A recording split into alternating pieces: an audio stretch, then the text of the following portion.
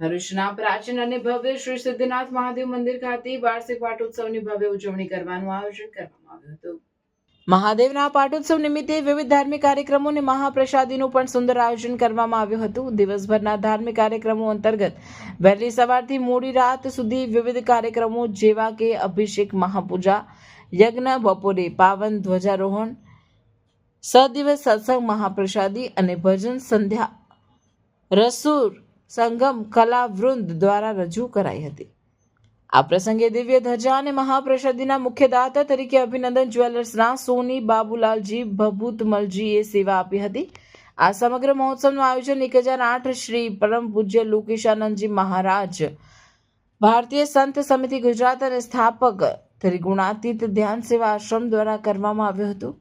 મોટી સંખ્યામાં શિવભક્તોએ આ પાવન અવસરે દર્શન અને મહાપ્રસાદીનો લાભ લઈ ધન્યતા અનુભવી હતી।